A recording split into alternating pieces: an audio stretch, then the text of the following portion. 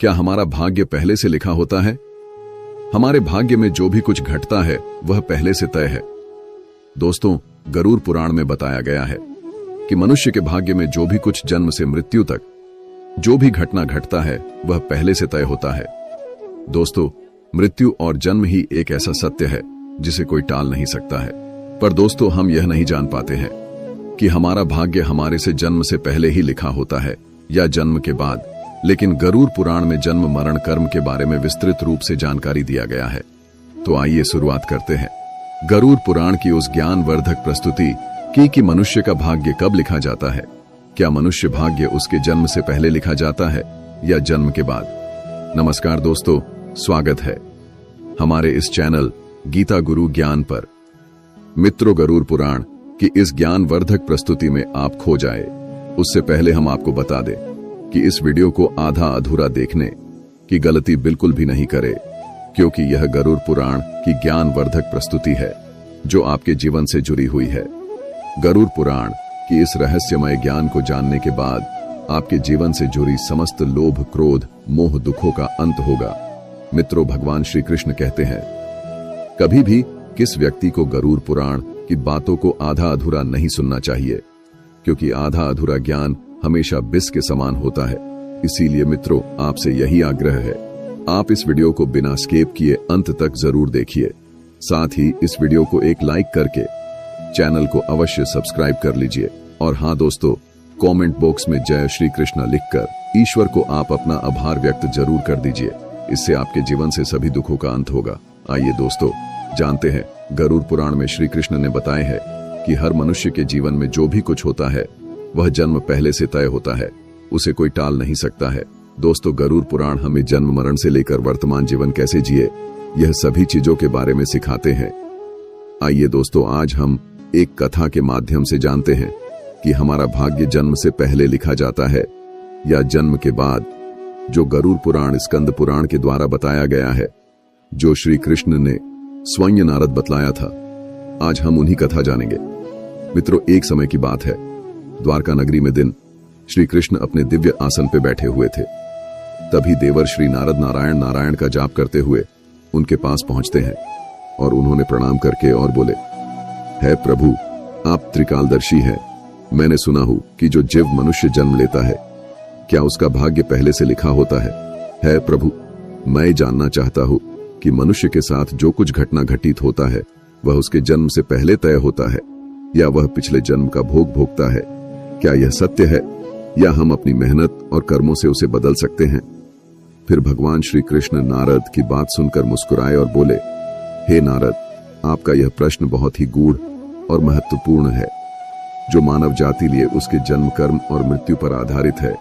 फिर कृष्ण बोले, हे नारद, मैं तुम्हें एक कथा सुनाता हूँ जो न तुम्हारे इस प्रश्न उत्तर देगी, बल्कि हर मनुष्य के लिए एक चेतावनी और प्रेरणा भी होगी। तुम इस कथा को पूरे ध्यान पूर्वक आखिरी तक सुनो। कृष्ण बोले, है नारद, यह गरुड़ पुराण की कथा है। जो यह कथा को आधा अधूरा सुनने की गलती करता है उस पर भारी संकट आती है, क्योंकि आधा अधूरा ज्ञान हमेशा विष के समान होता है।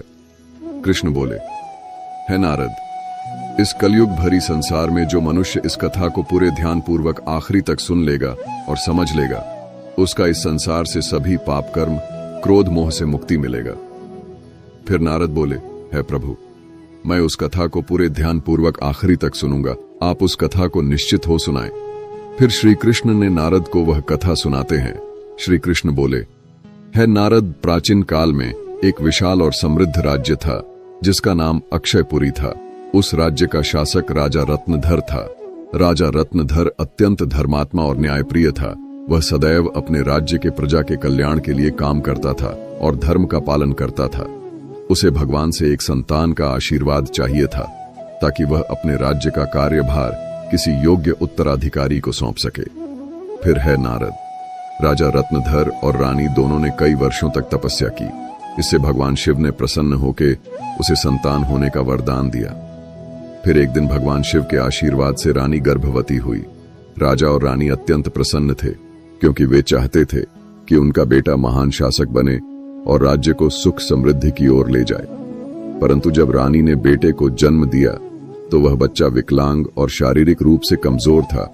उसके शरीर की हड्डियां टूटी हुई थीं और वह शारीरिक रूप से सक्षम नहीं था। राजा रत्नधर का दिल टूट गया। उसने भगवान से यह सवाल पूछा कि ऐसा क्यों हुआ। तब राजा रत्नधर ने भगवान श्री कृष्ण से मिलने का निर्णय लिया और उन्हें अपने दुखों को साझा करने के लिए वहां पहुंचे।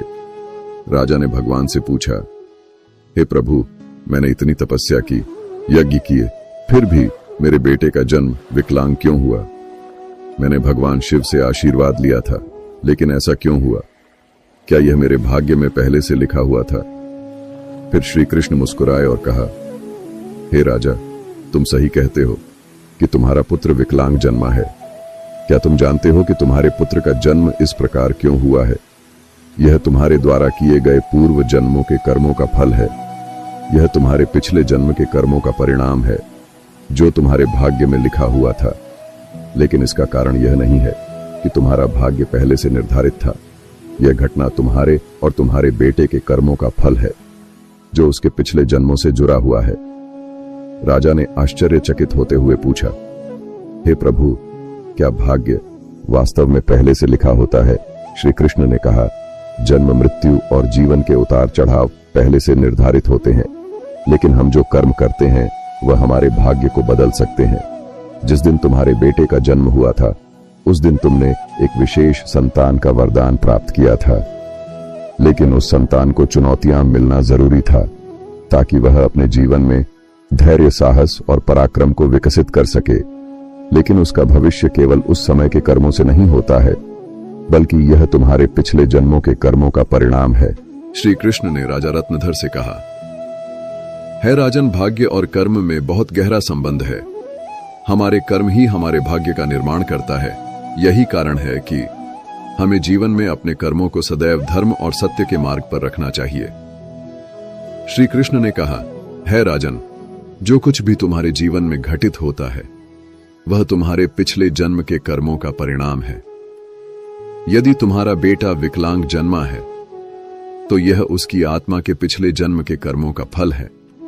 जब तुम एक पुण्य आत्मा के रूप में जन्म लेते हो तो तुम्हारे जीवन में कठिनाइयां और संघर्ष जरूर होंगे, क्योंकि इस दुनिया में हर आत्मा को कुछ न कुछ कष्ट भोगना पड़ता है ताकि वह अपने पिछले कर्मों को समाप्त कर सके।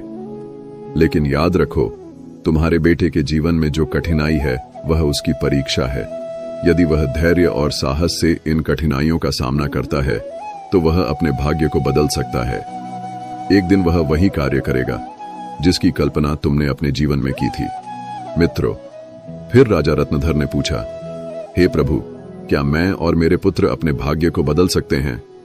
श्री कृष्ण ने उत्तर दिया, बिल्कुल, तुम दोनों ही अपने भाग्य को बदल सकते हो। तुम्हारे बेटे के जन्म के समय जो विकलांगता थी वह उसके कर्मों का फल था, लेकिन उसका भविष्य तुम्हारे अच्छे कर्मों पर निर्भर करता है। यदि तुम उसे साहस, धैर्य और आत्मविश्वास से भर दोगे तो वह अपने भाग्य को बदल सकता है। तुम्हारे अच्छे कर्मों के परिणाम स्वरूप वह एक दिन महान बनेगा और राज्य का भार संभालने में सक्षम होगा। मित्रों, फिर भगवान श्री